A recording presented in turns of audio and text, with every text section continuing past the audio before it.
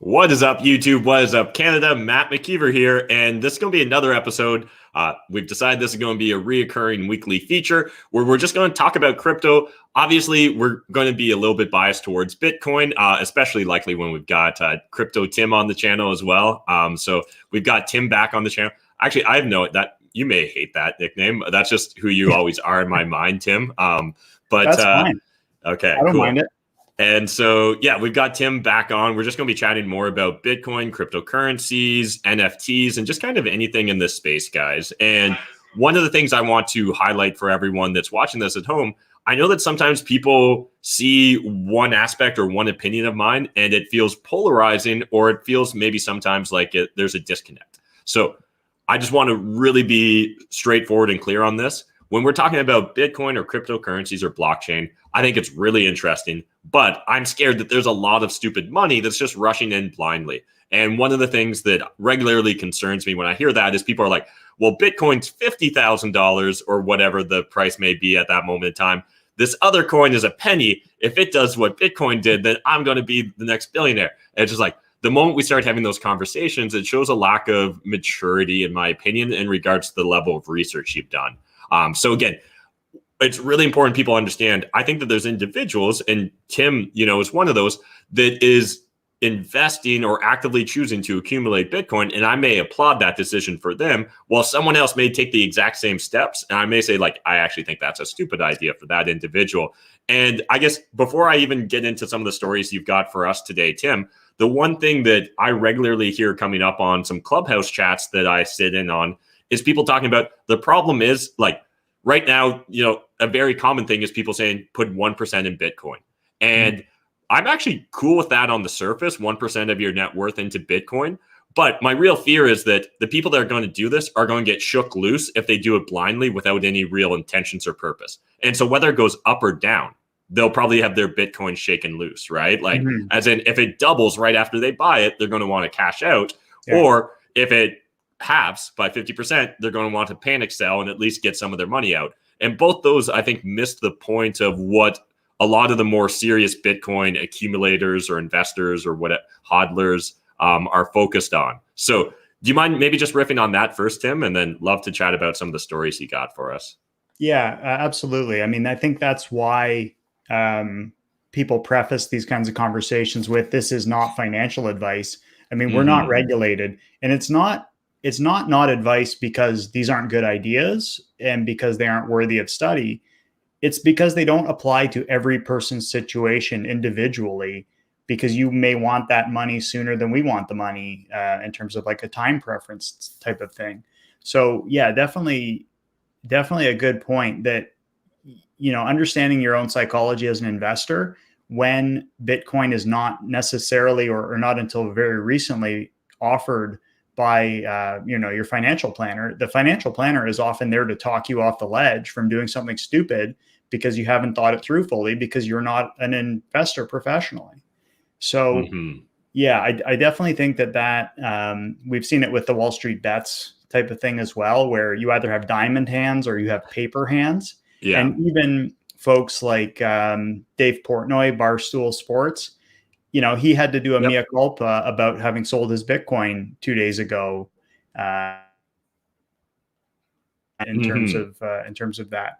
When you're seeing, if the average investor is hoping for an 8 to 10% appreciation in their portfolio, and you see 8% in a week, it's going to change the way you feel about the money and the experience. And that is not something that a lot of investors can fully appreciate, how it's going to feel when you come into a windfall, or however you're going to look at it. So it's that same sort of rags to riches to ruins that, professional sports players may have, or lottery winners may have. Yeah, it's a fascinating subject. And you may not want to put in 1%, because that investment might cost you more by not doing something else with it. And that's the only reason that it can't be investment advice. But to give that blanket statement, I mean, I would argue that most folks don't know what their net worth is. So how are they going to know what 1% is? Yeah, that's actually a very good point. And that is one of the things that I like most about a lot of your content, Matt, especially when it comes to helping new real estate investors. which is the first thing you ask is like, where are you going with this? Why are you doing this? And without that clear picture of what's the best case scenario that you can imagine in your life, and then what's the financial plan to get there, you may not have the conviction to hold the dips or hold the tops, whatever it takes to get there. So yeah, I love it. Awesome. Yeah, appreciate you giving us that insight. So let's chat about, I asked you to come with a couple stories or a couple topics to chat about in regards to Bitcoin, crypto, blockchain, and all that. So where should we start? I thought about doing like a stats update. And so just like looking at the price, because I can't stop looking at it, even though I know I shouldn't. But the price of Bitcoin nearly flat in the last week. It maybe is up about 1%. So it has not been a very big news week in terms of price movement. It's been, again, relatively calm seas, hovering around 69,000 Canadian or 70,000 Canadian. But where we left off last week, or I don't know that we even scratched the surface, was some perspectives on NFTs or non-fungible tokens. And I was wondering whether you'd bought any since last weft. Yeah, so NFTs are interesting to me. I certainly see some potential, but if you're asking me if I bought Beeple's $70 million NFT, that was not myself. But there is actually a couple of NFTs that I am eyeing, which is, it's going to be my dumb money. So I understand it's my dumb money, and it's going to be, I literally view it kind of like tuition. So I'm going to pay this tuition money by buying an expensive one or two NFTs. They may go up, they may go down, but that's my price of tuition. Until I really put some skin in the game for myself, it's hard for me to start really paying attention to what's going on in those markets. So, I think it's interesting, but I haven't done anything yet. And the one thing I see a lot of my peers doing, the ones that are dabbling in this space, is they just immediately start chasing those like moonshot plays where they're like, it's this, but they did this, and like where it's a derivative of something that's been done a couple times, or like even worse, some like there's like, was it dick butts, and like there's the pizza thing, and there's a bunch of these like random things that like maybe it makes sense, but I don't get it. And so how about yourself? No, I haven't bought anything either. There's a great episode out on Laura Shin's show today talking about NFTs, and they sort of reference some of the creators as having made an entire new genre of like not only the genre of NFTs, but copycat NFTs. So it's like garbage, it's trash art, I think is how he called it. But interesting, referencing Beeple's $70 million sale, making him the third highest paid living artist in the world. You've got to believe that there's something there. We're just scratching the surface in terms of where this is going to go. And absolutely, we may be in a crazy bubble for it today, but a lot of technology providers have cropped up to sell these things like marketplaces that didn't exist in the last sort of Bitcoin bull run that made everybody feel rich on paper and willing to spend some of it on these novelties. But I was thinking about CPI, like consumer price index and inflation. And my cyber character now can barely afford groceries. The price of NFTs has gone up so high. Like, are we going to be looking at a digital basket of goods for our digital life and see see how much that costs? Because NFTs right now are through the roof. Like you can't get a fancy pair of pants for your character today. Yeah. And then factor in the cost of the ETH to actually transact, right? Or even to mint a new NFT. So yeah, it is really interesting right now. I never thought about that, like a CPI index for digital goods. I wonder what your staples are and what's discretionary spending. Yeah, well, I mean, I certainly think ETH and as gas is definitely one of them. People, like we were talking about the commodity equivalency, that it's the oil. Certainly energy costs could be it. Interesting. That's kind of, we've got our friend Ryan who launched his sort of crypto zombies cards, NFTs, in the last week or so, or 10 days now. Oh, cool. He's had to release basically I feel terrible that I call the guy a friend. I can't explain it quite well enough that he had to release maybe a second minting on the Binance Smart Chain, where it's more centralized than Ethereum, but it offers similar technological capabilities to distribute these coins or tokens or NFTs as they were. So it looks like he's having great success with that project. But again, I can barely figure out how to load it up and get it going at a cost that seems reasonable. When I looked at it on Ethereum, it was $500, I think, just to make the transactions. Oh, wow. Yeah. Yeah. Yeah, that's actually crazy. And yeah, it definitely does seem prohibitive. Like a few of the Discords I follow and stuff, like it's really interesting because, again, I guess like I'm kind of coming into this space playing as a pretend investor or aspiring investor of NFTs, where there's a lot of people that are coming in more as consumers. And it's fascinating to see the frustration of that burn rate, like of the gas or whatever. Mm-hmm. Because like, yeah, when they're like, I want to buy this thing that's $20 worth of Ether, but I'm actually going to pay more in the transaction fee. It really creates a certain floor for price, right? Yeah. Do you think it's making like a Ticketmaster style marketplace where the Ticketmaster, I guess, is Ethereum and they're collecting all these fees, yeah, even though they're not really a centralized entity? Yeah, that's actually an interesting analogy I haven't heard. I like it. But like you said, there's the investor or aspiring investors or aspiring speculators, but they're also just the fans of, say, Kings of Leon or Grimes or whoever, or I guess now Beeple. Yeah. And if you just wanted to be able to enjoy your little concert ticket, yet the concerts sell out, in 2 seconds for the resale market is actually the more lucrative side of it. And it kind of hurts the little guy. Yeah. Yeah, absolutely. And just like, I guess in general, I just want to kind of talk to anyone in the audience that hears us talking about NFTs.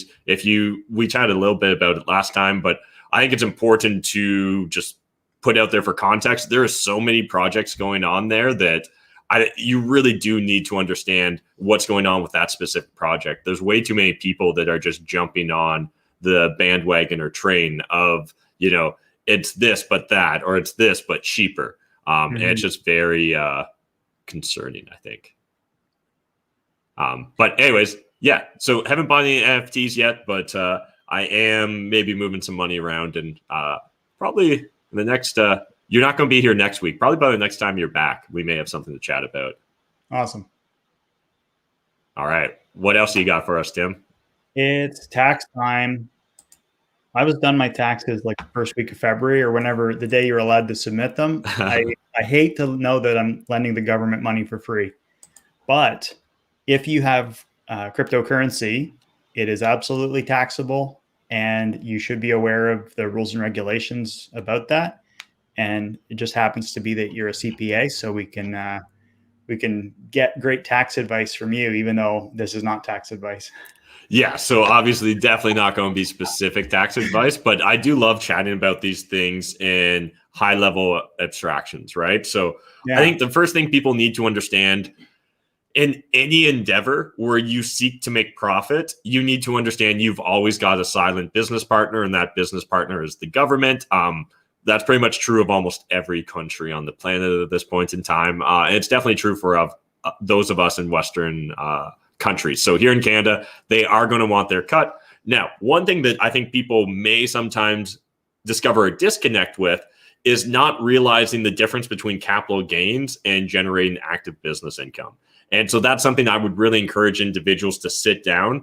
If you think that you're actively trading, you should be sitting down with an accountant and really just discussing and figuring out, are you in the business of trading Bitcoin, or is this actually like incidental capital gains that are occurring for you? Because the way that's going to get treated from a tax perspective is going to be different.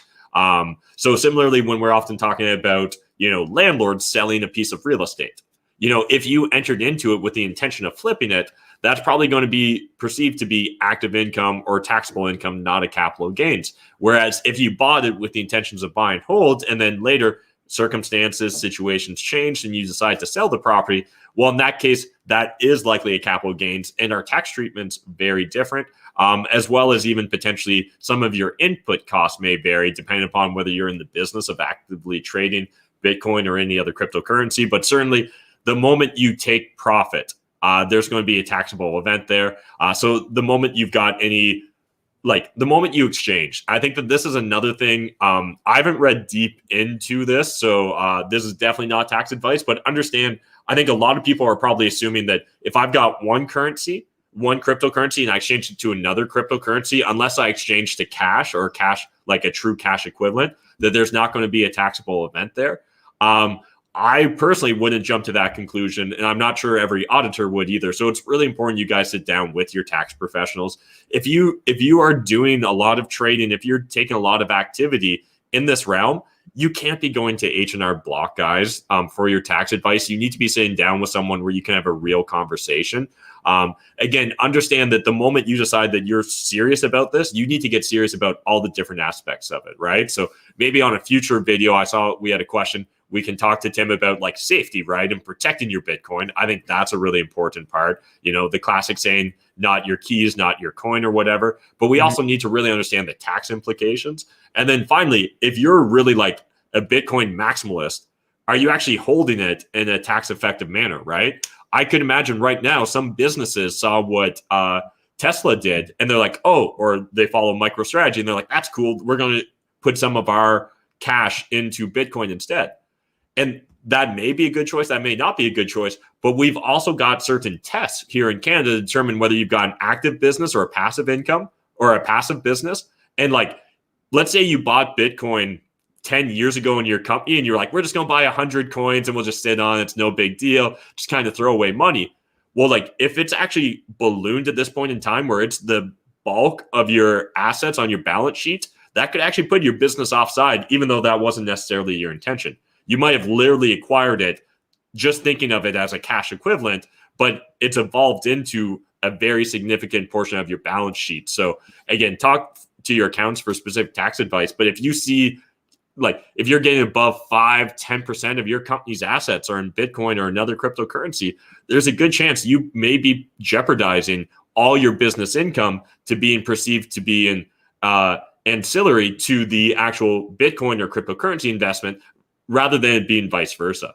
And again, really big tax implications there. You could lose out on the small business lifetime capital gains deduction. You could lose out on the small business tax rate, right, which is the most favorable tax rate that you're going to get here. So really important that people be aware of that. And yeah, anyways, just wanted to kind of jump in there with that. Again, It depends upon all the details, right? Like if you bought Bitcoin and then immediately transferred it into Ether, odds are that like there was no real gain or loss there, right? In theory, we should still be tracking those microtransactions, but the odds of it being significantly in or out of the money, low. But even if you let it sit a couple days, actually, there's a pretty good chance we might see a significant shift, right? Yeah, it's wouldn't it be cool to have your entire business model flipped like Tesla did, where he's made more money on the appreciation It's crazy, of his investment than he has making engineering and selling cars. And yet, like, again, I haven't been following in depth, but I think that is going to be it's going to result in some interesting court cases and precedent, right? Because there's already people complaining about, even if this turns out to be a good business decision, they don't like it because they thought they were investing in a car company, right? And so again, it's just going to be fascinating because like, yeah, is Tesla going to have a finance division the way GM used to have a finance division, right? And like, they're actually just going to finance it based upon that initial Bitcoin investment or whatever. And all of a sudden now you've got Tesla GMAC. Yeah. Yeah. I haven't looked to see how their financing arm is handled now, but I think it must be something that's pretty powerful because they have some, they have products out there to help make it more affordable to purchase a Tesla. That's it's going to be strange. What I'm hoping for with tax time is that the government will come out with a de minimis exemption so that, like you said, if you're buying Bitcoin to buy Ether, even if the price moves a little bit, just to know that you don't have to, manage it or take care of that. So like when you're traveling and you buy US dollars to go on vacation, you don't have to report gains and losses on that.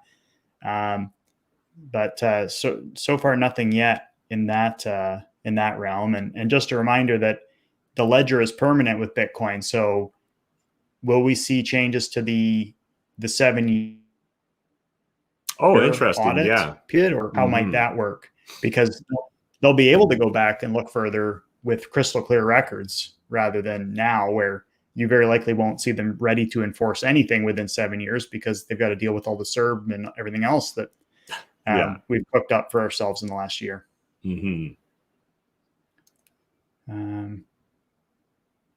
But yeah, it's pretty cool there. All right. And then you had one more article for us, right? Or one more story? Yes, a local Bitcoin investor has gotten into hot water for allegedly doing an unregistered securities offering in the Grand Bend area.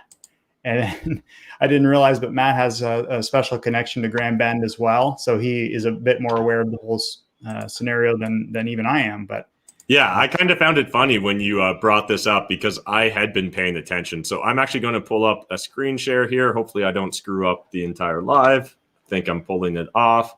So yeah, guys, if you're interested, this is an article from the London Free Press. Really encourage you guys to jump deeper into it.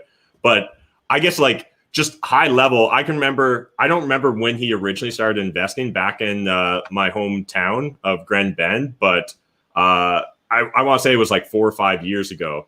But anyways, 4 or 5 years ago, I just remember my parents one day being like, there's this guy and he's doing internet stuff and he's buying up a bunch of the businesses in town. I was like, you're going to have to be more specific, Mom and Dad. I have no idea what you're talking about right now. And they're like, have you heard of this? Is it a coin? Is it Bitcoin? I was like, okay. I was like, I guess this sort of makes sense. It was when, if I remember correctly, it was when Bitcoin was on the bull run and stuff, right? So I was like, yeah, I guess that could make sense. Someone could have made a shit ton of money and just decided to buy up our whole small town for whatever reason. And it's just really interesting to see the evolution of this story because, obviously I don't understand intimately what went on here, but one thing I will say is I suspect we're going to see a lot more stories like this come out. So I've got no idea if he had good intentions, bad intentions, or he's indifferent to the situation. And I don't know if there's been hard judgments done, but one thing that we will see is there are a lot of unique opportunities and situations to create financial instruments, to create equities, to create securities through blockchain, right? And at what point in time does something become a security versus a collectible? Is there, let's say I buy a collectible, but it has voting rights on the long-term direction of that group of collectibles, right?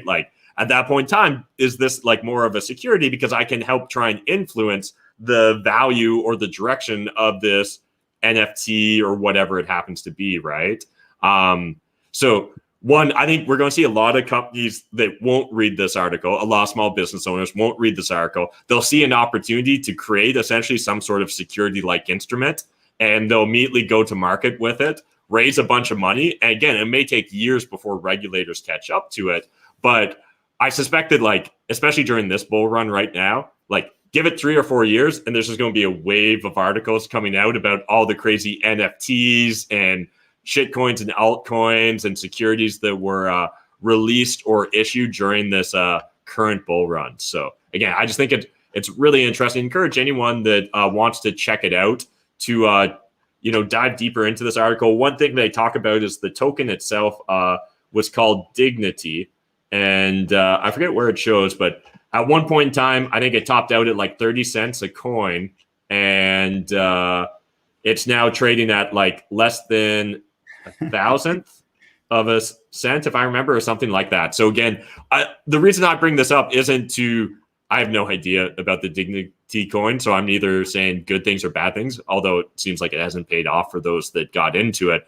But it's important right now. I hear so many people using the same sort of logic, right? And it's what we started talking about at the top of this show. Just that idea of well, if it's 30 cents right now, what if it goes to 50,000 or what if it goes to $1 million?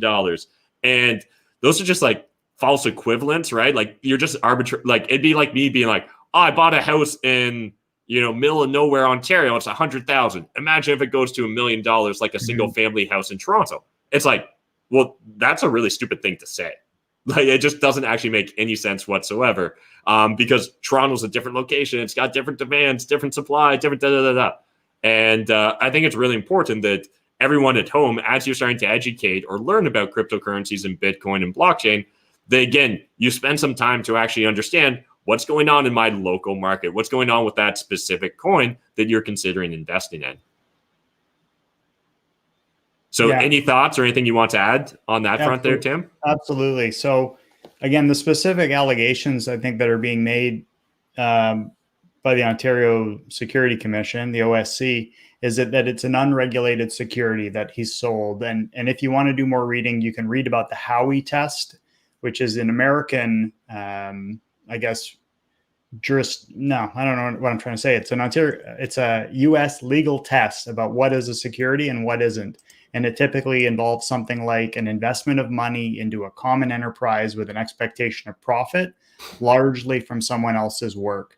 And so these people bought this coin from him with the hope that it would go up in value and that he would be the guy to run it or make it happen. And of course, not only did it not go up in value, but now that there's these legal issues surrounding it.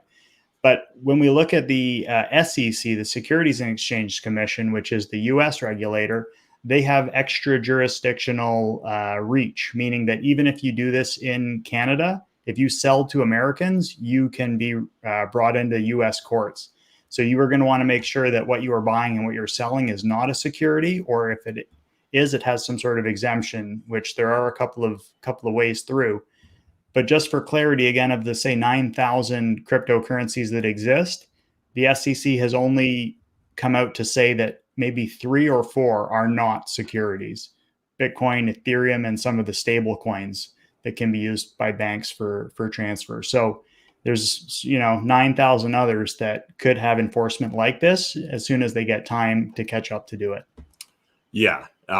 I don't envy the regulators because they're going to have a shit ton of homework to do because there's so much going on and there's so much evolution in the space, right? Like some of the interesting financial products and instruments and securities I see people pitching on Twitter. I'm just like, I don't understand how you can do that and get away with it, man. Like, definitely, if you were like 20 years ago advertising in the newspaper, you would never get away with it. So it's fascinating to see the evolution. Again, I know that some people may view my words here as critical or negative towards it. It's not. It's just me comparing versus the old world versus the new world, right? And it's just fascinating to see that evolution because, there's like people doing NFT lotteries and all these complex things that, again, definitely the government, if they understood what was going on and they had the time and capacity, would absolutely kibosh it. And yet, I don't know, like there's certain chances that certain things may get to a critical mass before the government steps in, and they may not be able to have the same influence or ability to dictate. But I think they're going to try really hard. So I think that there'll be a season of it at some point this decade where we're going to see extreme enforcement of some of those rules. And I'm sure a lot of these rules will have to evolve with time as well. Mm-hmm.